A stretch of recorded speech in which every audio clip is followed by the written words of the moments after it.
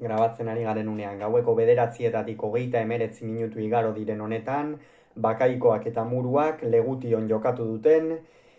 lauterdiko B-serie txapelketako lehen finalerdiaren analisi egingo dugu, ez da ez ustekorik izan, Joanes Bakaikoak nagusitasunez irabazi dio Ander Muruari 22-7 emaitzarekin, eta honen bestez, Etxarri Aranazko pilotaria beste urtebetez B-serie txapelketako lauterdiko finalean izango da. Gogoratuko dugu, Joanes Bakaikoak lehengoan Beñat Senarri irabazi ziola Atano hirugarrena pilotalekuan 22-17 emaitzarekin, Ander Muruak berriz ez zuen irabazterik izan, baina Asier Agirre 18-13 zioa zela lesionatu egin zen, eta horren ondorioz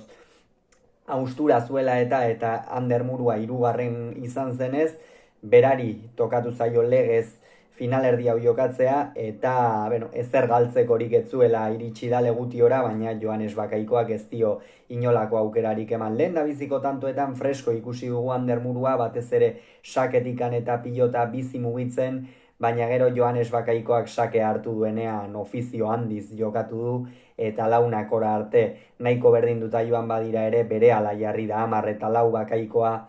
sakearekin asmatu du ikeragarri. Hor ikusten da pilotari batek duen ofizioa. Normalean, lauterdian min gehien sakea azpitikan ateraz egiten da, baina Legutioko frontoian pilota oso bizi ibiltzen da lurretik, eta horrek Joanes Bakaikoari ekarri dio sakea apur bat arroxeago atera, eta bazekien Muruari asko kostatzen zaiola oraindik ere defenditzea, eta halaxe egin du, eta bigarren pilotak da Nabaguneak bikain baliatu ditu, batez ere ezker zeharrarekin asko asmatu du Murua, erabat defentsan eduki du, arrasatearrak ezin izan du, erasora behin ere pasa, igarotzen zenean ere ez zuen asmatzen, eta oso azkar irten da norgehiagokatik, 12-6 iritsi dira lehen da biziko etenaldira, bigarren zatian ere gauzak ez dira bat ere aldatu, Bakaikoak ematen zuen pilotaka daro, Muruak aukera uzten zion edo bera galtzen zuen pilota, oso zuzenei jokatu du Muruak, eta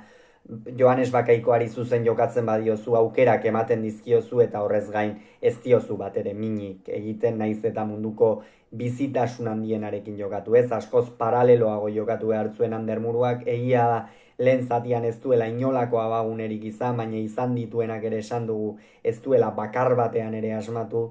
eta egia esan azteko moduko partida izan da arrasatearrarentzat. Denbora gutxi darama profesionaletan, oraindik ere egiteko dagoen pilotaria da, oraindik ere defentsan asko geratzen zaio hobetzeko, kolpe biziko pilotaria da,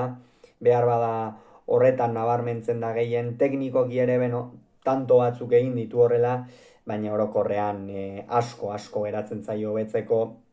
eta lehen txapelketa izan da, finalerdia jokatzeko aukera eduki du, eta hortxe geratu da, eta 18-7 horretatik aurrera bigarren etenaldira horrelaxe iritsi da, eta azken zatia zuzen jokatzearekin nahikoa izan du Bakaikoak, eta 22-7 irabazi dio. Ia esan bat ere misterio hori gabeko norgehiagoka, emozio hori gabekoa, eta horixe, Joanes Bakaikoa beste behin ere finalean izango da, ikusiko duguean noren aurka, gero Egigurenek eta Larrazabalek jokatuko duten norgehiagokaren analisi egingo baitugu. Hauxe beraz esan beharrekoa, hurrengoan gehiago izango zuen, bitartean on izan, agur.